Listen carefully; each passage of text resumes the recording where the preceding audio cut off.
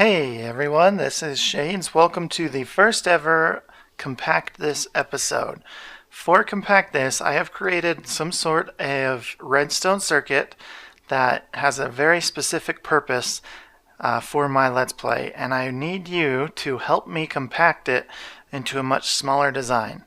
This system I will be using on my fully automatic potion system, so I will have several of these in my chemical plant, and each chest here will hold a different potion.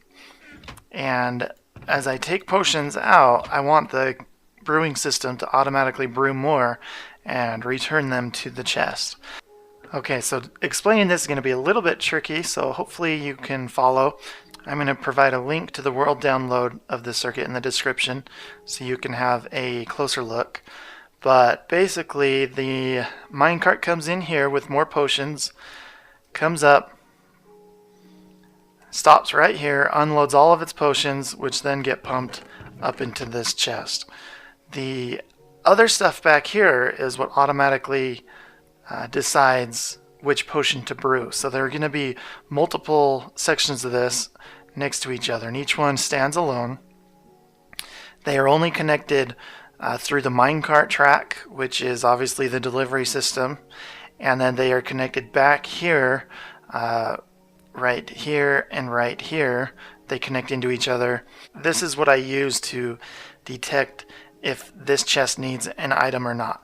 So every now and then a clock pulse will come in, maybe every 3 minutes or so. And if this particular chest needs an item, the signal out here will light up. And this encoder, this green part right here, is a signal duration encoder.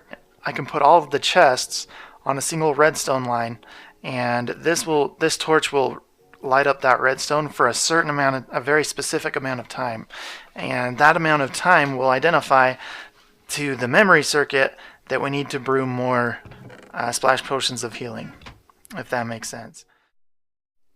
Right now this chest needs more, so when we send the pulse signal, if you come out here, that light turns on for the dedicated amount of time. Now that, if you haven't noticed on my other videos, is based on how many items I have in here. So now if we push it, it's not on for near as long as it used to be. But let's return that to 5. And let me show you again. So now it's on for longer. So that's to be worried about later. Basically, I need an encoder with the same logic as this one that will go out to a line that way. To find out which chest I need, I built this little red circuit. Okay, and the red circuit has a comparator that pulls off of the chest, and it has another comparator that pulls off of a hopper. And this comparator goes into the side of this one, which was on subtraction. Okay, so this comparator, right now, this comparator is turned off, as you can see, because that torch is on. But if we add one more item to this chest, that comparator turns on, and that torch turns off. And that torch goes down and powers this piston. So now that the chest is full, quote unquote, it's as full as we want it to be, we push this button, and the signal goes along this line, down this, back up, and continues on, and it will go on to the next section. So if we don't need to brew something, when the clock comes through, the line goes on to the next one. Okay, but then if we take a potion out, that piston now pushes down, which cuts this redstone signal. So as you see, as we push it, that signal will not continue on. So it stops at this chest. Okay, and at the same time, we pull that signal off of this block and encode it, saying, hey, this particular chest right here needs an item, or needs more potions. So that's how that works. Now the rail system. Let me explain that real quick. So when this selects the potion to brew, it will also select it'll select this item. So say that turns on, okay? It says, hey, brew this potion. Well, that will turn on this track so it goes into the station. But if another one is selected, that track will be turned off and the minecart will go straight on. So let me show it to you in action. Let me grab a minecart right there. Let's put it right there. Okay, so right now it needs something to be brewed. So let's go up here and, oh, we got some in our thing. Okay, so the brewing system will brew 3 more potions. Okay, now the brewing system's over here. It does its thing, sends the minecart. The minecart comes down and gets pushed up there, stops, drains all of its potions, and then returns. And all 3 of those potions got pumped up here, which now, as you see, allows the signal to go on to the next one, the next time that clock pulses. Okay, so that's the concept. The tricky part, though, is when the minecart comes up and dumps, it's going to come back and return that direction, and that's currently how I want it. But if you're over here, like, let me turn this off actually. Okay, so if we put a minecart here and push it down, okay, so the minecart goes down here, fills one up, and just like this one, it's going to come back and return this way.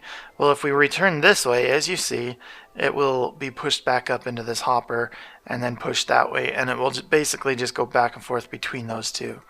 So this little red stuff here, redstone there, is what stops it from doing that. The detector rail will light this block, which will power this, which turns off that torch, which will make that track temporarily turn the other way. Very similar to what I have on my wool farm. So if you can see, it comes in that way, and just for the right amount of time, it lets the chest go forward. So we do need to incorporate that. I didn't count it on the 4 wide because this can overlap right there, and there won't be any problems with it. It still works just fine. Right now, it is 1, 2, 3, 4 wide in which it's tileable. Okay? And I haven't built it here, but you can tile it 4 wide. And 1, 2, 3, 4, 5, 6, 7, 8 deep.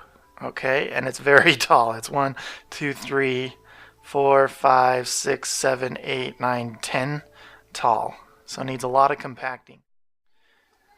So if you can help me compact that, the core things I need is the delivery system. One thing I should explain too, ground level is going to be roughly about right here, and I want it to be underground. Okay? So you need to consider that. Then the only other things you need to know is that there's going to be a line coming in, and we need a way to have it go up and return, and then we need a way, if it passes it, that it can return without getting stuck up there. That's for that. Then the other thing you need to incorporate is a clock signal every now and then, and basically this clock signal will go to this one. If this doesn't need it, it'll go to the next one. If that doesn't need it, it'll go to the next one. If that doesn't need it, and just all the way through. Okay?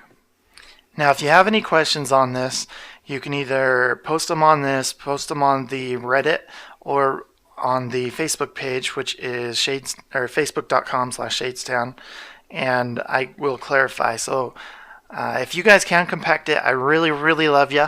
I love you anyway for watching, but if you could compact it, I would be so grateful. It would help me finish off this chemical plant. Down here, basic is for the world download. It basically just defines which color wool does what on this system. So, thanks for watching. If you have time to jump in and try to compact it, I really appreciate it. Thanks a lot. Have a great day. Bye.